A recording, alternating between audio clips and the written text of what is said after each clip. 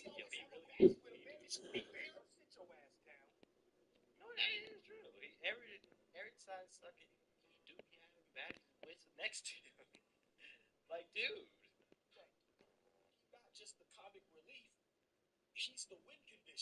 Yep. Hey, let go of my shirt. Oh, he smacked him.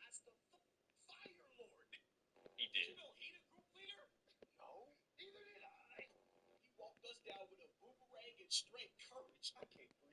Yep.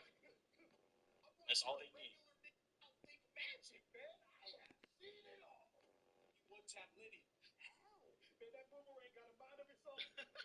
Poor Letty.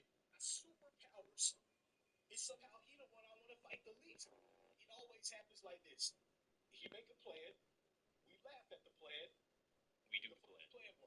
Yeah. Not Tylee. No. You No, did. the fuck you didn't. Yeah. No, you did. Bender. No, that's actually like the most accurate thing you could explain. Her bending. Tylee's bending. His fucking bender bending.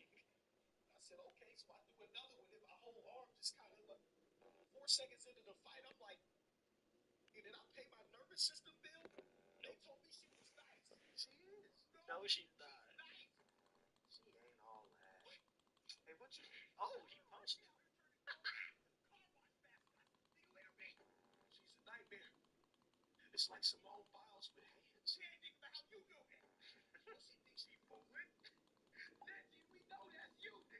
Damn.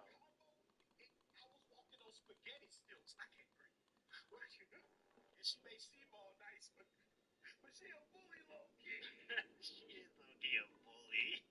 She is low-key a bully. That's cat.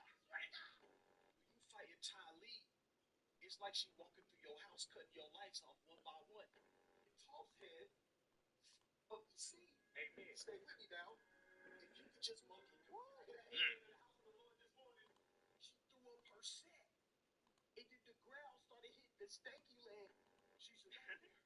I have to say though, Toph is my favorite character in Avatar, bro.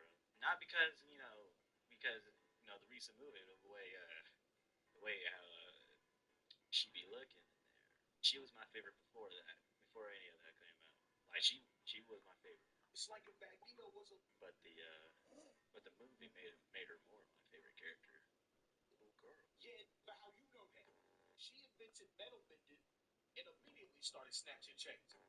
Yep. Oh, Ha! Hey, bro. It's a. that's cat.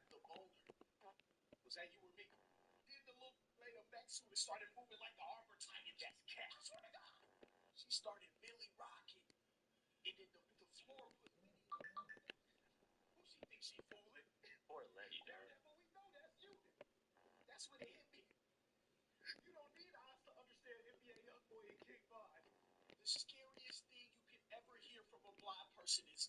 I see you. Oh my god.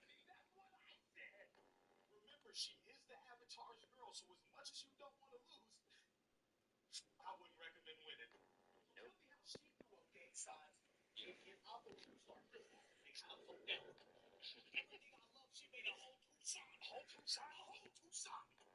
Home to Sabi.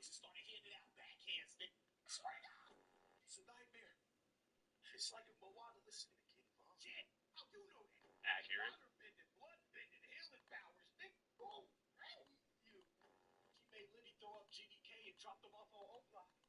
Damn, not lively. Chill, bully.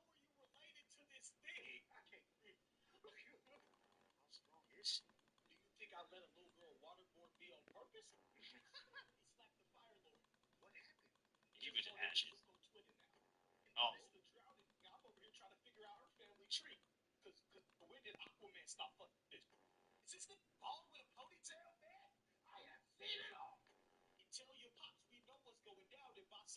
there's no war in Bossing Say.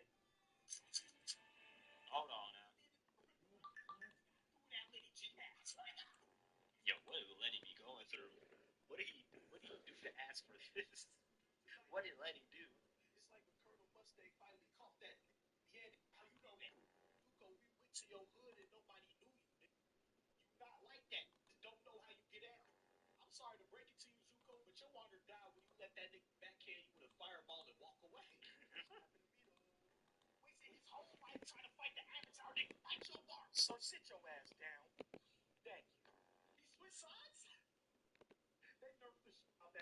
Yep.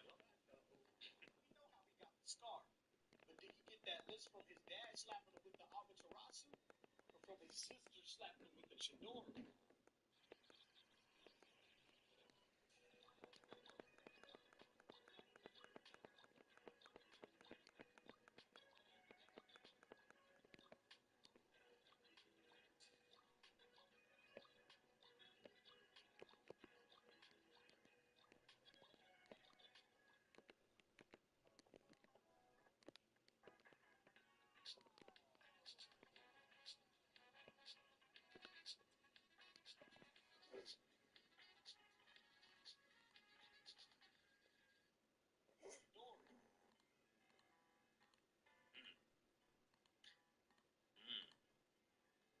Can I say both? You got like half of this, and then you got the full.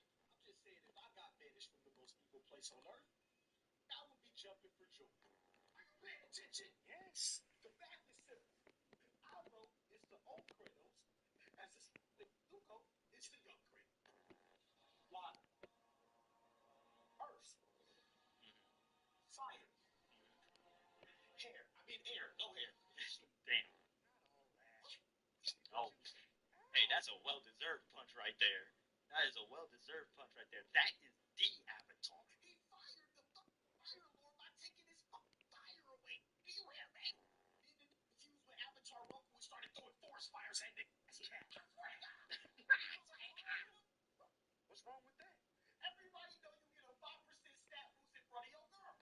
True.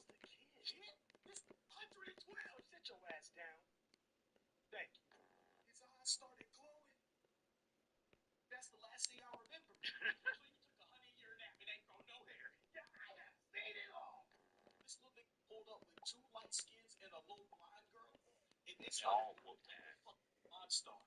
Yeah.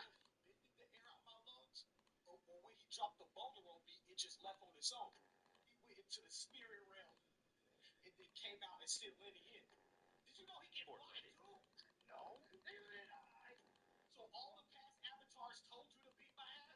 Yeah.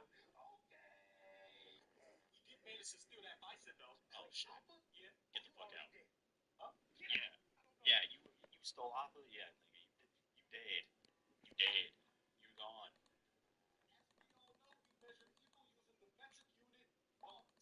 Oh.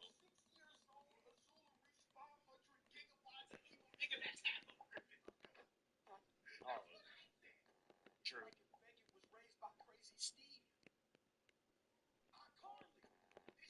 Yep.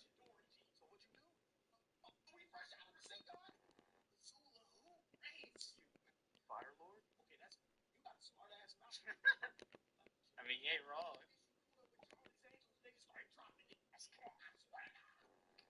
I love that word. I love that.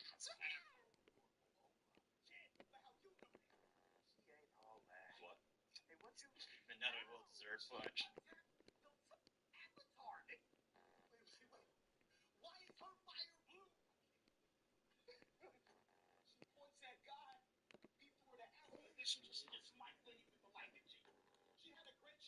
My God, Letty. Yep.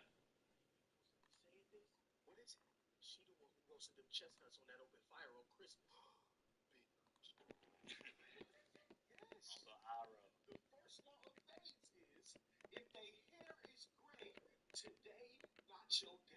Mm.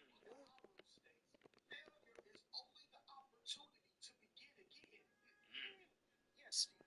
Preach. Mm. Amen. Yeah, but he don't be dipping now at the last moment. Like, that's the Uguay. No disrespect to Master Uguay, but I think it's really fucking funny that motherfucker Uguay, as soon as he heard that Tai Lung was coming, Yeah, I know. I've already been doing it. Looked up at the sky and said, "My time I'm is like, yeah, I've already technically been doing it. way." I think that is the funniest thing ever. Worse than, yeah. He's having speeches.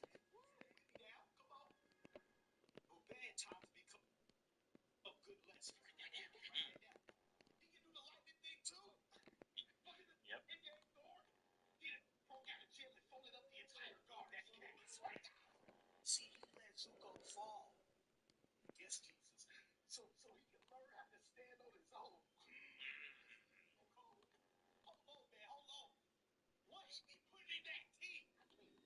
Yo, Scott, it had something had to be in that team.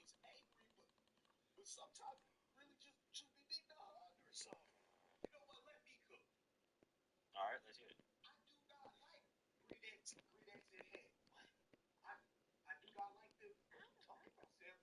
Go sit down. Go sit down. You gonna do? Yeah.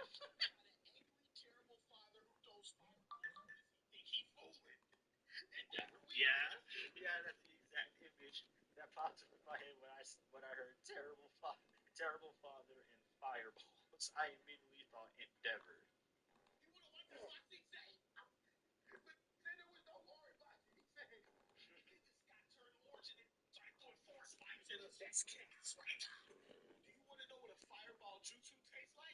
Neither did I. Oh no. Yep. You need two. They really didn't. They really didn't show his face until season three.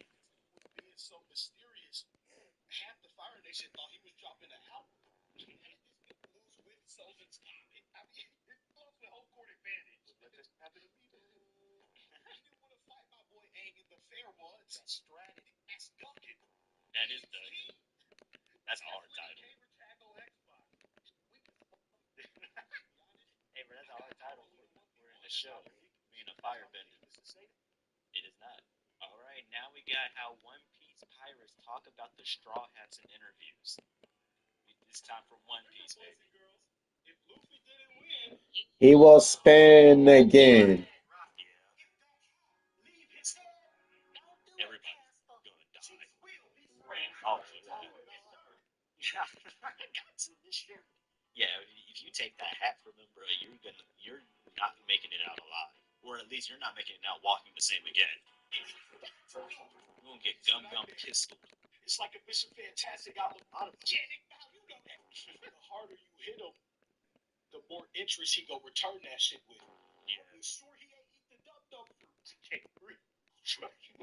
Hey, hey, hey, you know, look, something that's kind of common in most shonen anime is that you have an almost an OP character, well, an OP character, but they be dumb as a box of rocks.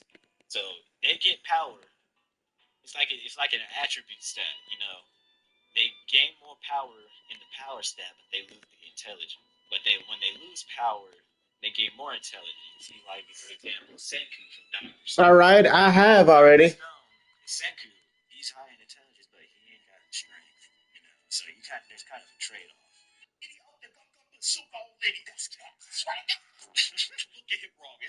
You touch his food, there's gonna be fade.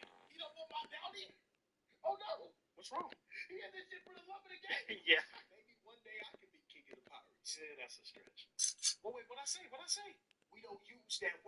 The fact that he did a flint knock just from he ups that bitch.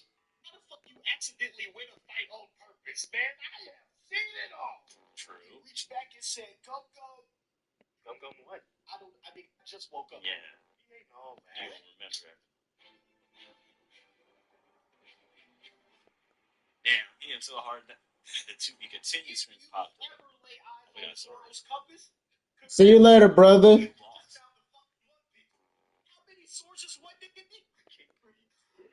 Three in him style? You got jokes. Slap the shit out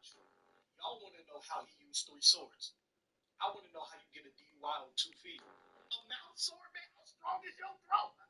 Whoa. Hey, hold on. In the shower and left me with an 8-piece dick nugget. More like a 4-piece. I'm sorry. He pulled it out. Like the more damage he take, the stronger the worse your ass will be gonna be with. Yeah, bro. The way he did King, bro. Yeah, I'm gonna be around tomorrow. Bro, what was that one? What was that one black dude? It was in, what was it? Fucking, I forgot the island. The one where crocodiles from. I forgot the name. How did I forget the name? Alabasta. What was it like? The dude who had like the scissor fruit or the blade fruit, where his hands turned into blades. I don't know. I don't remember specifically. I just remember the name of the stupid island. I'm gonna stop at 120. I'm gonna leave at 120. Bro, get up. Then he blocked the first blade with his sword. He just blocked the second one with his chest and the third with his Achilles. Yeah. He put the sword in his mouth. I thought he was just joking. Was he? Man, that nigga would not move. I don't care how many berries I get, man. Why the fuck am I here? All Luffy got to do is point. And Zoro gonna turn that shit into a smoothie. He cut Liddy so fast. Nah, that ain't gonna happen because if Luffy points somewhere, Zoro is somehow gonna be 50 miles back in the water. I started to think maybe his top and bottom half never were connected. So a grown-ass man can't tell his left from his right. And now I gotta pay the price. The sergeant throw hands? Nope. Spit it out. Nope. Not exactly. Yeah. And it's dinner time and a pregnant mom. Among I'll us, speak it. they call me the cutest filet mignon. And then they pull that pocket freaking wine. Blinded. Oh my god, where are you coming up with this? It's like if Gordon Ramsay was a pervert. Yeah, nigga, how you know that? Then he accidentally hit Nami, and now he got a living pepper stepper stuck up his ass. He put his foot on me one more time, nigga. I'm calling dead, so sit your ass down. Oh no. Thank you. Who made that elastic ass toe? Let me know if you guys think that Dan Schneider can counter Sanji's fight with his legs, you know. Stick and the boat. I can't remember. What's his power? Hypnotic eyebrows. By the way, the fit not even that clean for him. What you talking about? Yeah, he told me. I ain't never had my ass kicked with so much grace. Who he even trying to impress with that suit anyway? The hose. Yes. Yeah, like the hose. Bro, that was about to say, you disrespectful. You say Sanji's fit's not clean, bro. My favorite fit from Sanji, probably from the entire series, the Wano fit with the magenta suit or the deep purple suit. That was my favorite. Luffy is the captain. Nami in charge. The Straw Hats, we know for being very tough. Yes, Lord. Whether it's bodies or bounties, we know to get our berries up. Who she thinks she fooling? Mr. Krabs, we know that's you, nigga. She thumping the lightning bolt from the head. She called Liddy a broke ass nigga. No. He just cried and went home. Yeah. She can damage Luffy with normal punches? No. Neither did I. Yeah, she has some kind of every time she summoned lightning, she charged God $50. Question. Sure. If she beat her own crew like this, what the fuck do you think she gonna do to me? Worse. When the investigators start moving like that, okay, mother. She call it. What's the name? Like, there's the like they have like the strong trio. She's part of the weak trio, but she can fucking destroy the strong trio, and she classifies herself as the weak trio. That's some bull. See, I didn't know that the stick had settings and shit. Oh, she ain't gonna help fight. Best believe she gonna.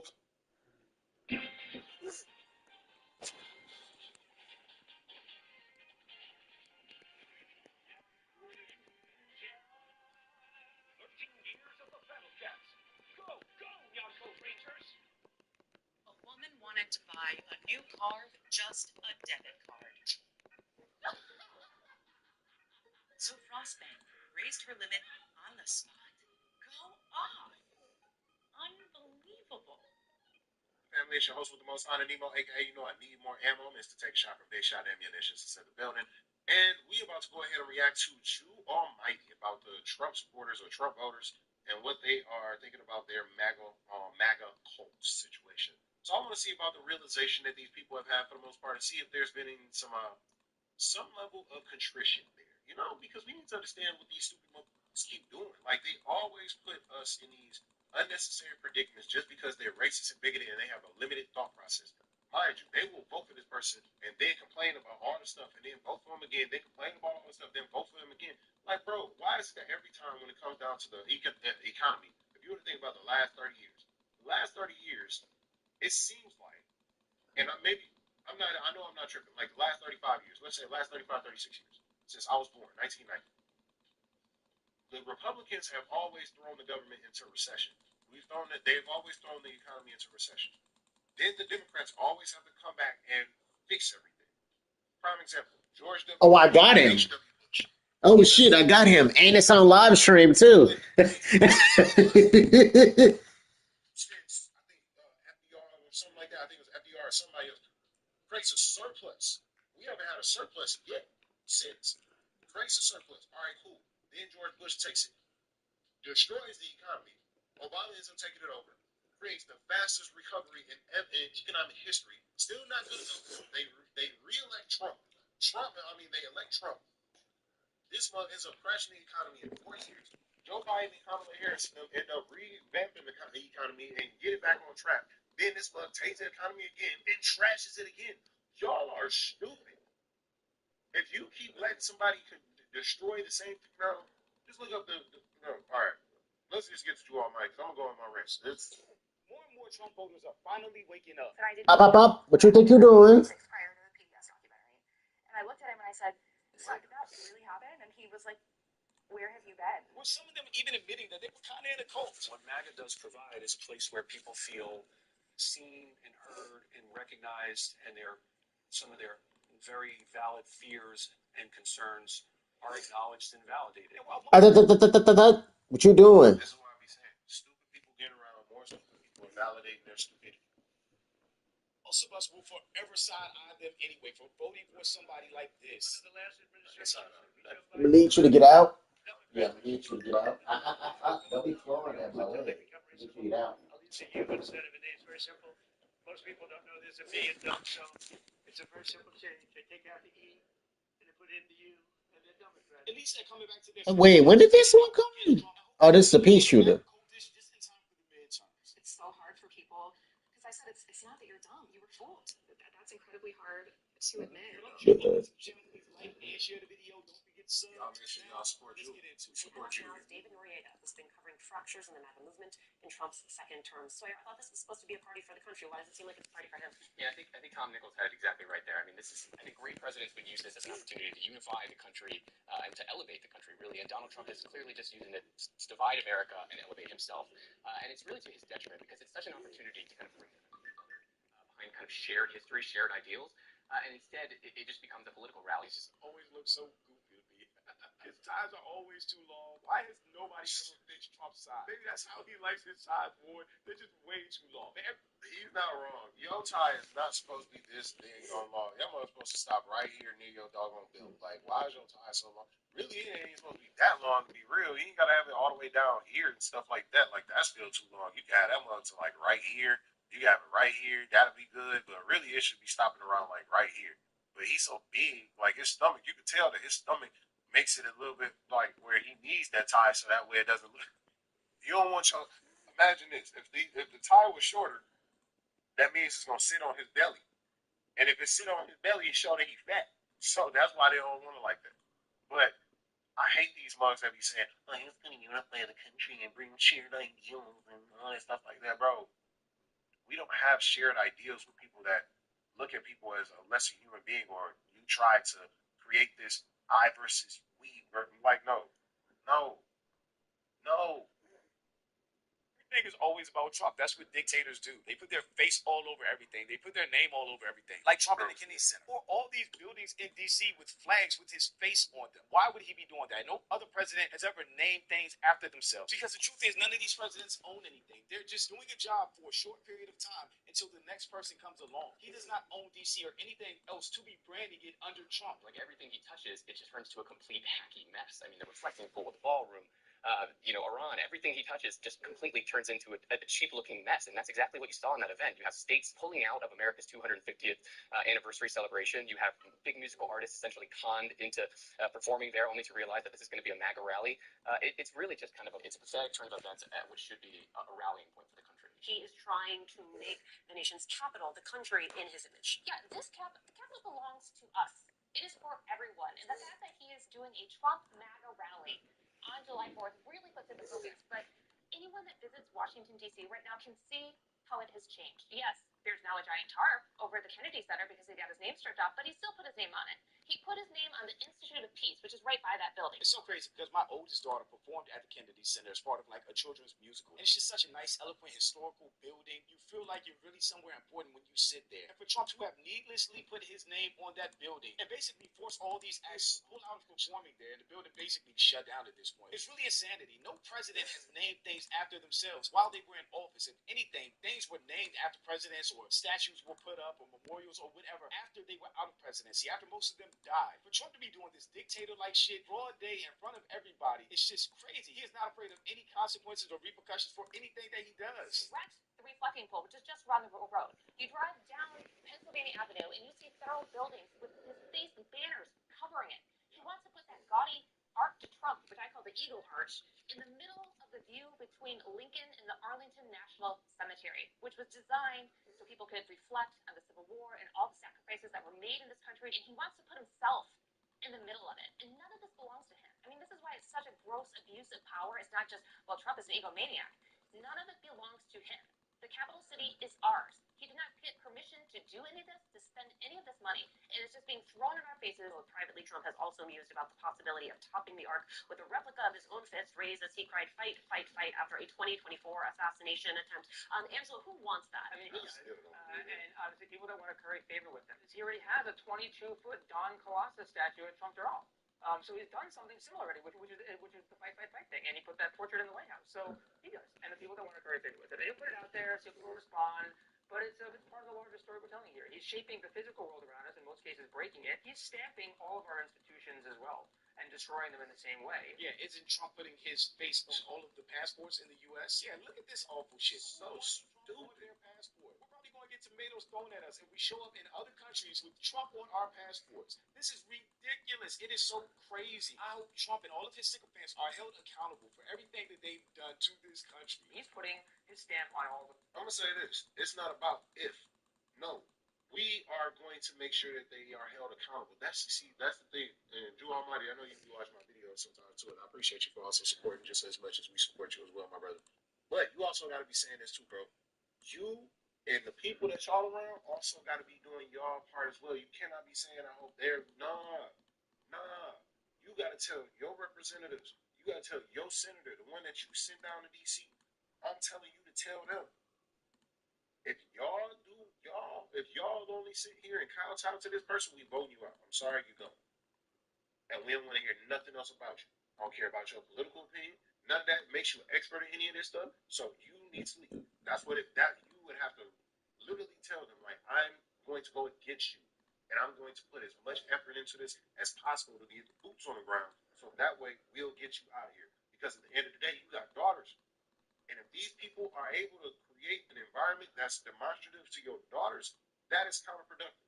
So if you have the capability to be able to say, hey, I'm going to also put myself into this as well, you should. And I'm not saying that you don't. I'm just saying that when you said like if they're going to be held accountable, no, we got to make sure that they are being held accountable. We can't obfuscate from that. We can't deflect from that.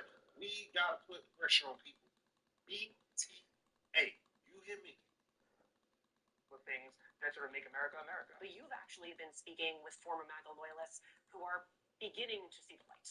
beginning to see the light. It's crazy work. This man tweeted himself as Jesus Christ, tweeted the Obamas as apes, got us in the entire war with Iran. He is not worthy of the presidency.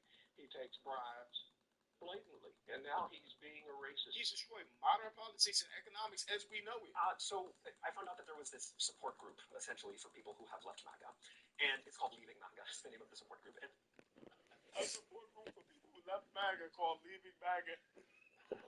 So, whatever word, I was initially a little bit skeptical because they talked about it in cult terms, right? They offer de-radicalization resources, therapy for them and family members, etc. And I've reported on cults before, and I thought it was important to make sure that we understand that, supporting Donald Trump is not, in fact, a cult. It's a political ideology. It's the dominant political ideology. Voting for Trump does not mean you're a member of a cult. But I met with these people. I met with a group of 5 of them. Where, in Fort Lauderdale, which is where the group is based, there are corners of MAGA that are, in fact, very cult-like. And we're talking about the way that Trump is reshaping the physical world. He has also completely reshaped the worldview of many people in this country in a way that is not concerned with empirical truth, right? And so when you spend years of your life in a place like that, a headspace like that, and then suddenly something causes you to reassess it, it's not easy to suddenly transition out of that. So, let's play a little bit of the interview that I did so that we can talk about it. So let's listen to that and then talk on the other side. Hearing you guys talk about MAGA and about supporting Trump, it sounds like you're talking often about like a cult that's damaged, right? Yeah.